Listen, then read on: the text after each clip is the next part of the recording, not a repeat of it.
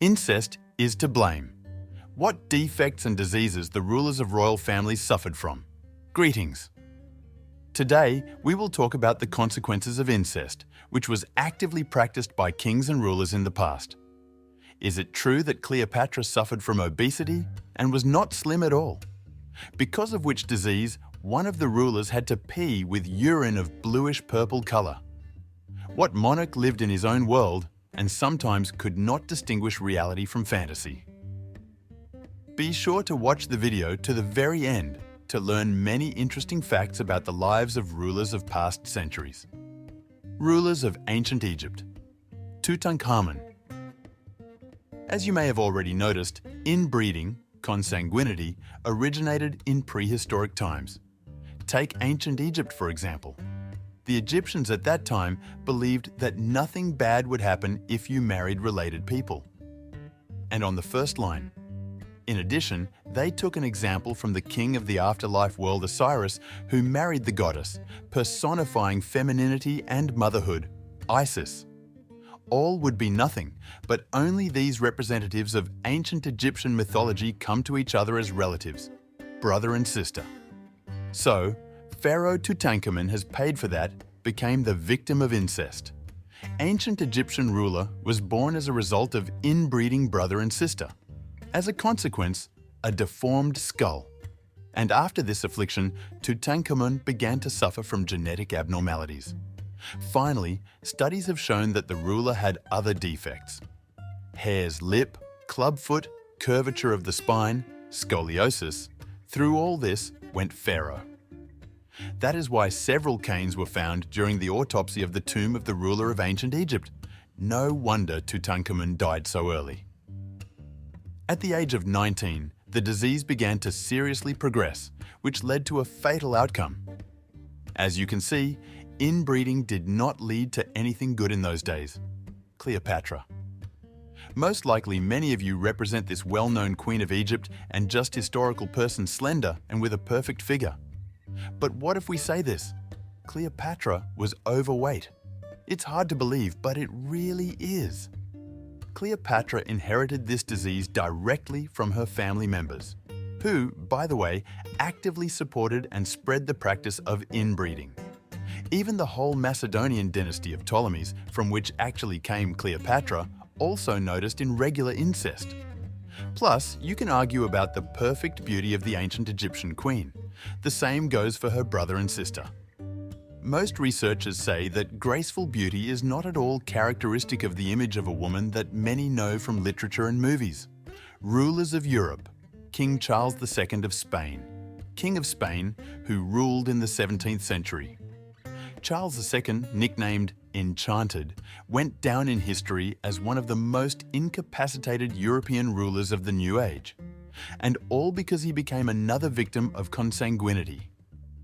In essence, Charles II got a mutation. The Habsburg jaw, lip, stood out noticeably against the background of the entire man's face. If suddenly you do not know what it is, we will explain. A protruding lower jaw with a huge lower lip and a large-sized tongue. The latter not only interfered in the process of chewing food, but also involuntarily released a huge amount of saliva. Speaking words clearly was another difficult process. It is also important that Charles II, from birth to 5 years old, could not do without mother's milk. Fully walk, the future king was helped by a governess. Also, the ruler suffered from such ailments as fever, scrofula, and softening of the bones of the skeleton. For the rest of his life, the man looked like a child. At the age of 38, King Charles II of Spain died. Unfortunately, due to impotence, the man could not have children. That is why after the monarch's death, the Habsburg dynasty was interrupted. King George III of England. The next victim of inbreeding is King George III of Great Britain. This ruler suffered from porphyria, which, by the way, belongs to the category of hereditary diseases. The essence of porphyria is that the protein hemoglobin is modified and becomes a toxic substance that corrodes the skin tissue.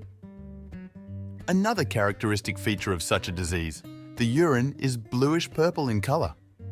That is why, from time to time, George III simply did not control his actions. He also suffered from bipolar disorder. It is known that the King of England could not lead a measured and quiet way of life. To calm the ruler, and at the same time to rid him of attacks of hallucinations, began to apply specific procedures: straitjacket, hirudotherapy, as well as baths filled with ice. Although all these actions helped George III, he could not find peace. For 10 years, the monarch was spotted on the run, and by the end of his life, the king had lost his sight and hearing. Subsequently, medical research showed that porphyria was characteristic of the Hanoverian dynasty. George III belonged to it. The Austrian Emperor Ferdinand I. Despite a lot of mental and physical abnormalities, this ruler was in power for 13 years. That's how unlucky Ferdinand I was. He was born as a result of the marriage of his cousins, Franz II and Maria Theresa. As a result of consanguinity in the future, Emperor began to develop a serious head disease. Its scientific name is hydrocephalus. It is characterized by a huge amount of fluid in the head, along with increased blood pressure. This, in turn, affected thinking processes and motor skills. As in the case of Charles II, the Austrian ruler had a Habsburg jaw and a huge tongue. All of these factors led to the fact that the man's head was disproportionately sized compared to his body. To all other things, the monarch also had epilepsy. As such state talents, Ferdinand I, for natural reasons, did not have. After 13 years, he voluntarily left the throne and then went to Bohemia. There and spent the rest of his days the former ruler. For his kindness, he was nicknamed Ferdinand the Good by the Czechs. King Ludwig II of Bavaria. In the royal family of Ludwig II from year to year, mixed marital unions were concluded. It is no secret that the succeeding generation of the Wittelsbach dynasty, to which the king belonged, faced numerous diseases. As for Ludwig II, it was as if he lived in a world of his own. The king often ignored the reality that was going on around him. He had little interest in matters of politics and the state. Instead, the monarch was engaged in the construction of beautiful castles, learned the work of the German composer Richard Wagner, and also regularly sailed on boats in the shape of swans on one of the lakes. In this regard, Ludwig II received the nickname Fairy King. As you can understand, a statesman with such a lifestyle risked a lot.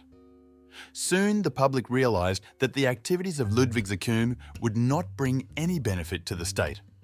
Therefore, it was decided to expel him from the royal throne. The next day, the body of the Fairy King was found on the shore of the very lake where the monarch sailed his boats. Conclusion. Thus, in the past, inbreeding was not only massively used, but also encouraged among many members of royal families. So the rulers rightly believed that only kinship marriage unions could reliably fasten the bonds of dynasties. Pharaohs and kings were especially distrustful of outsiders, and therefore they concluded marriages among their relatives. At that time, no one even suspected the consequences of incest.